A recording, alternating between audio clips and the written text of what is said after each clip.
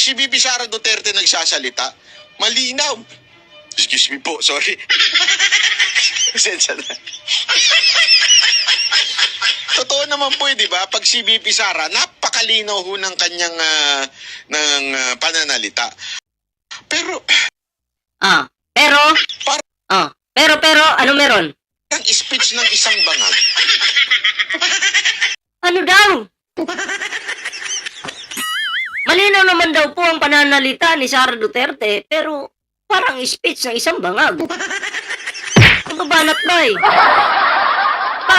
Bakit ikaw yung nagkakaganyan? Ano ba to? AI ba to? Ano ba to? AI ba to? Magtatanong muna ako kung AI ba to? Kasi duda ako na bigla kang magsasalita ng ganyan eh. Nasasabihin mo, si Sara parang nag-speech, pag nagsasalita, parang speech ng isang bangag. Baka kasalanan to ni Teo Moreno. Bakit mo kasi tinakbo yung pera? Bakit mo tinakbo? Jolie Mateo, shoutout po ha. Bakit mo tinakbo kasi? Ayan tuloy si Banat Bay, nagtampo. Diba? Nagtampo si Banat Bay. Para daw tuloy speech ng isang bangag. Sabi niya kay Sara. Ewan ko lang kung totoo tong video na to. Hindi. Pero kung totoo man yan, mukhang Banat Bay. Wala ka bang balak bumaliktad? Diyan ka na lang kasi. Mag-eleksyon na kasi. Maghahanap ulit ito ng bagong amo. Maghahanap ulit yan. Parang speech ng isang bangag. Bakit naman ganun? Pero syempre, isa-isahin po natin. Balik pa po natin pero bago natin ibalik at panoorin ang video ito, ayan kung bago ka pa lang dito sa ating YouTube channel, huwag kalimutang mag-like, share, and subscribe para naman po maging updated kayo sa lahat ng mga uploads natin. Syempre, may TikTok po tayo dyan may YouTube po tayo. Magkita-kita po tayo palagi sa saan mang sa Facebook man, TikTok, YouTube. Ayan dyan po tayo magkita-kita. Pero isa-isahin po natin. Pag si Bibi Sara Duterte nagsasalita, malinaw. Excuse me po, sorry. Bakit tinatawanan ni Banat Bay si Sara Duterte? No? Pag si Sara Duterte yung nagsalita, malinaw. Tapos sabay tawa. Para bang nakakaluko? Kung ako si Sara Duterte, ang tingin ko dito, nakakaluko talaga eh. Yeah? Nakakaluko. Tuloy natin. Pasensya na. Totoo naman po, di ba? Pag si Bibi Sara, napakalinaw ho ng kanyang pananalita. Pero, malinaw. Pero, malinaw naman talaga. Diba? Kahit nga yung kumanta siya ng Kami ay apoy na hindi mamatay. Hakbang ng maisog. Malinaw talaga yung kabaliwan dun. Ano yun? Kanta ng isang bangag. Tama? Tama ba? Tama ba? Anong kasunod? parang speech ng isang bangag.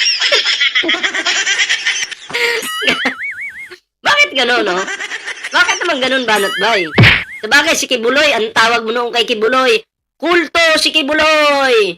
Walang kwenta si Kibuloy, kulto yan! Pero nung nabigyan ka ng pera ni Kibuloy, di umano, nung nabigyan ka, anong sabi mo?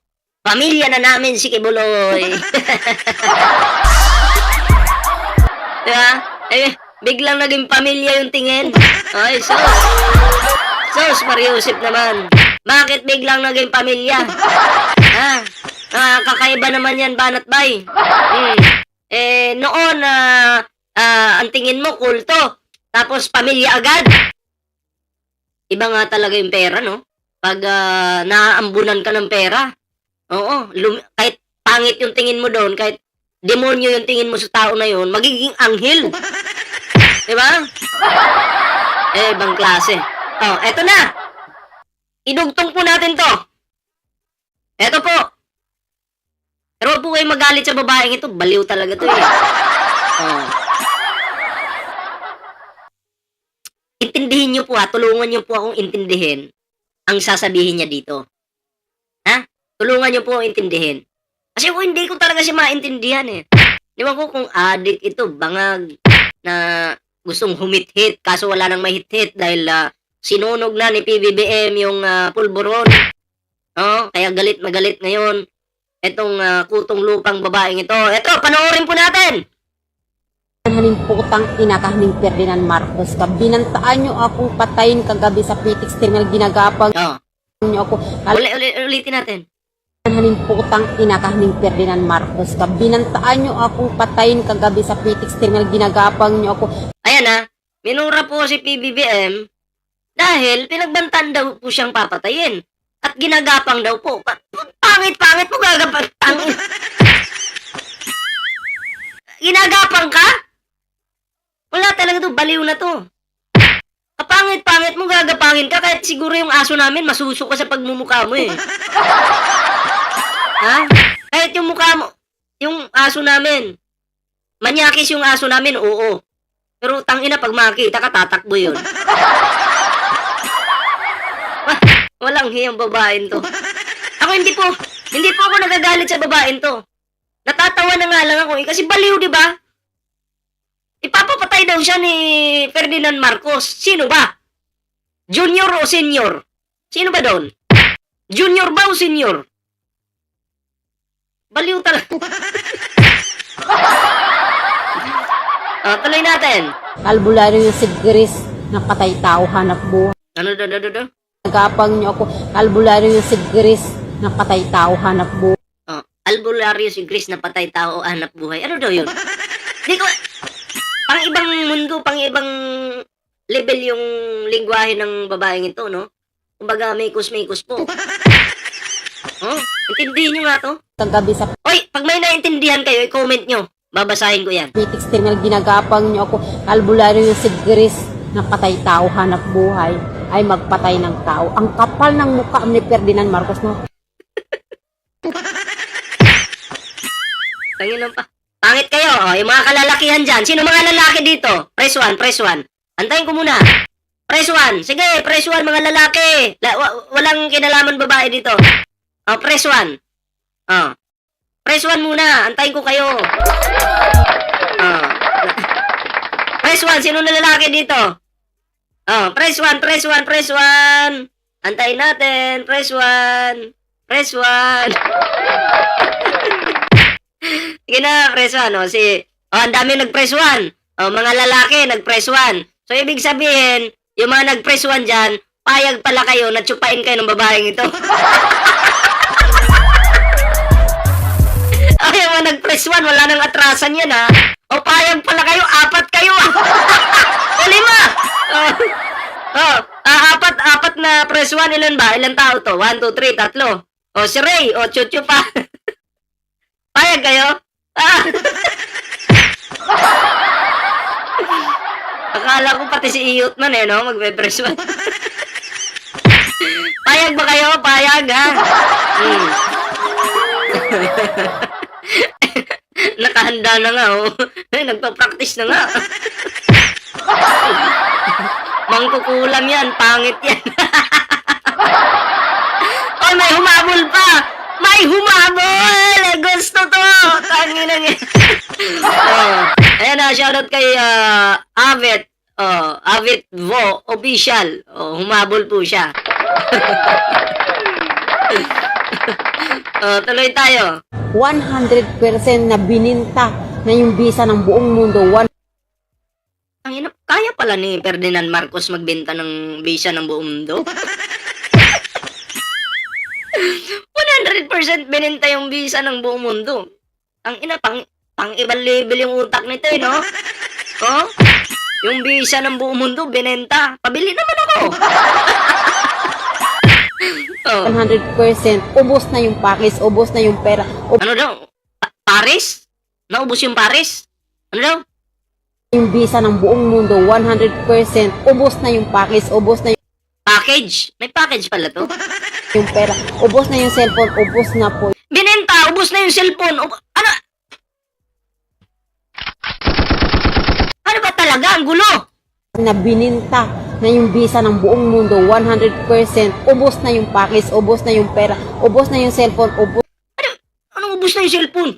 Hoy! Ubos na yung package, ubos na yung pera. Binenta nga, di ba? Pag nagbenta ka, ibig sabihin magkakapera ka. Bakit naubos yung pera? Ang matindi pa dito, ubos na yung cellphone. Abay, tirahan mo ako, bibili pa ako niyan.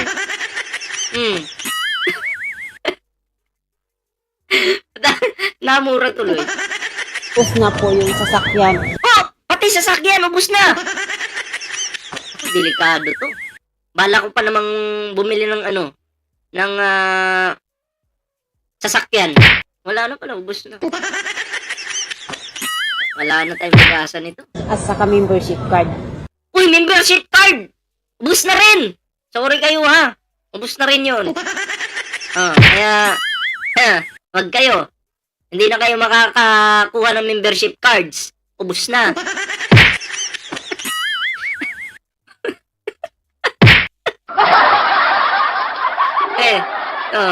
Tuloy natin. Mismo ang magulang ko binabayarang 1 million halaga. Patayin na yung anak ng sarili. Ano? Ito na. Ibang topic na naman to. Membership card. Mismo ang magulang ko binabayarang 1 million halaga. Patayin na yung anak ng sariling anak. Mismong yung... Ano yan? Mismong yung... At saka membership card. Mismo ang magulang ko binabayarang 1 million halaga. Patayin na yung anak ng Yung magulang daw niya, binabayaran ng 1 million. Patayin yung anak niya. Patayin lang daw yung anak niya. Matindi pa daw kay Dato Adlaw. Kung si Dato Adlaw may 2-pack, ito 3-pack. Grabe, no? Oria Turay, shoutout po sariling anak. At syempre kay Crisanta Prepena. Shoutout po Anak ko kadugo niya. Nakapalit ng pera ng korupsyon ng gobyerno ng Pilipinas. Ede Vergara, shoutout po Pagpasensyahan niyo po yung topic natin na tatanga-tanga lang. Tatanga-tanga tong babae na to. Alam mo, haning putang ina ka, haning Ferdinand Marcos, suwapan ka, kasakiman ka, adik ka, sindikato ka, bangag ka, at sa number 1 ka, kabuaya kag aas ng presidente ay Pilipinas ay si Ferdinand Marcos, si haning Rapi Tulfo kag si Sara Duterte. Putang ina. Ang dami pangalan na dinamay Hello? At sa number 1 ka, kabuaya kag aas ng presidente ay Pilipinas ay si Ferdinand Marcos, si haning Rapi Tulfo kag si Sara Duterte. Ilagay na kayo sa kabaong kag Uy, si Ferdinand Marcos, si Rapi Tulfo, Sara Duterte, lalagay daw sa kabaong. Bakit ganon? Yung 3 tao ilalagay sa kabaong. Sama mo naman. Tagasan ba yung babae yan? Hindi ko po alam. Napulot ko lang po Ay, pa-rescue ko to kay Daddy Frankie. Baliw yata ito. Baliw yata itong na-reaksyonan natin. Kalain mo pati si Rapi Tulfo at Sara Duterte ilagay daw sa kabaong. Ulitin natin sa bagong pasok. aas ng presidente ay Pilipinas ay si Ferdinand Marcos, si haning Rapi Tulfo kag si Sara Duterte. Ilagay na kayo sa kabaong kag ilibing kag patayin. Bakit niyo ako binabantaan sa PTX terminal na patayin, injection, umising o di injectionan daw siya. Ay, naku po. Pa-rescue natin kay Daddy Frankie to. PTX terminal, saan po ba yon? Alam niyo yon? PTX terminal? Alam niyo po ba yung PTX terminal? Ha? Saan yon? Hindi ko alam yun Ay, comment naman po para mabasa natin. Ha? So, yun kayo, anong reaction niyo dito sa ating video ngayon? Comment down below para naman mabasa natin yan mga pre. At syempre, no? Meron po tayong TikTok, may Facebook po tayo dyan, kompleto po yan. At dyan po tayo magkita-kita, no? Sa Facebook, TikTok, YouTube, ayan. Sa Pasay. Baka makita nyo to sa Pasay, itong mukhang to, interviewin nyo. Interviewin nyo nga pag makita nyo to. Bula-bulahin nyo lang ba? Sabi nyo, sino bang nag-ano sa'yo, papatay? O di, babanat na yan ngayon. Babanat.